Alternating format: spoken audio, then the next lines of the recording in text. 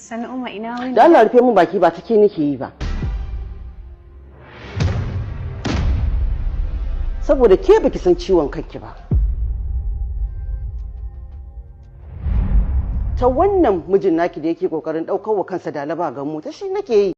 Yawwa masu sauraron mu, mene ra'ayinka dangane da abin da ka kalla a wannan satin? Samu na ra'ayinka a comment section. Duba da yanayin cakwakiyar da ake ci gaba da shiga a shirin fim ɗin na labari na.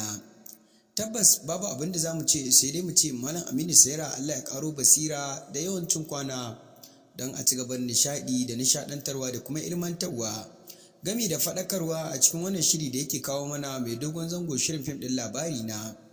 Don kuwa hakika shirin fim ɗin labari na ya zama shiri wanda yake da matukar dogon zango kuma shiri ne mai matukar ƙayatarwa da ilmantarwa gami da faɗakarwa haɗi da nishaɗantarwa kamar yadda muka sanar da ku. Tabbas ƙwarai kamar yadda kuke gani Jamila ta yi nadama kamar yadda wato Malam Lawan ya faɗa tun a satin da ya wuce.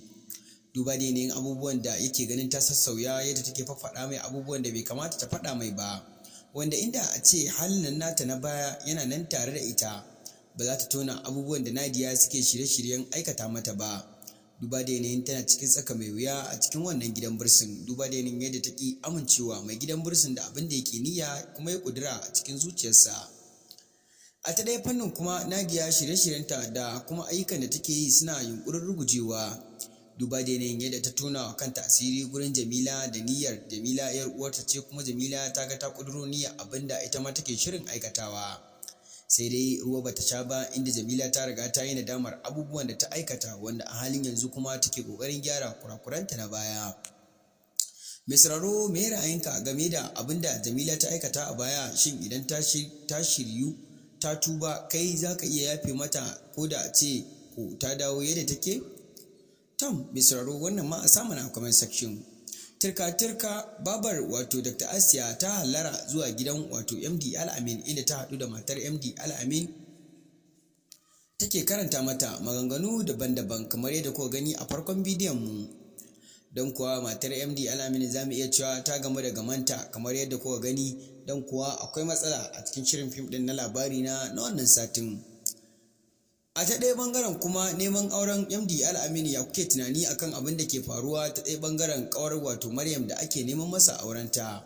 A ta ɗaya nan ɓangaren kuma ana turka inda ake tunanin Dr. Asiya wato MD Al-Amin mai masara take so, wanda a ta ɗaya ɓangaren kuma ta je ta tunkari wato ƙanansa ko kuma ce ɗan uwansa Awwal da zancen soyayya, inda Awwal ya bayyana mata har zuciyarsa abin da yake faruwa shi ba zai taɓa iya takara da wacce wato MD Al-Amin mai nasara ya nuna yana so ba. Don kuwa garanti yana da gaskiya don ba zai iya haɗa kansa da wato MD Al-Amin ba. A ta ɗaya ɓannin kuma ana kwasar roman demokuraɗiyyar soyayya tsakanin wato Faruk da kuma ƙanwar wato MD Al-Amin ko kuma ce ƴar uwarsa wacce ya zauna a gidanta a ƙauye, wanda suke kwasar roman demokuraɗiyyar soyayya kamar yadda muka sanar da ku. Mai sauraro ka sa mana a comment section abubuwan da suke iya faruwa da kuma abubuwan da kake tunani akan Jamila da MD Al-Amin da kuma wato Maryam da kuma Dr. Asiya da kuma ita kanta Nadiya da kuma ɓangaren da ake kwasar soyayya cikin farin ciki a halin yanzu, wato ɓangaren Faruk kenan da ake shirye-shiryen bikinsa. Mun gode da zarta ta wannan tasha tamu da kai mai albarka ta a gidan Nura TV. Ka kasance da mu ko kuma ka ci gaba da bibiyan mu domin samun wasu muhimman bayanan kamar yadda muka sanar da kai a halin yanzu. Mun gode masu sauraron mu.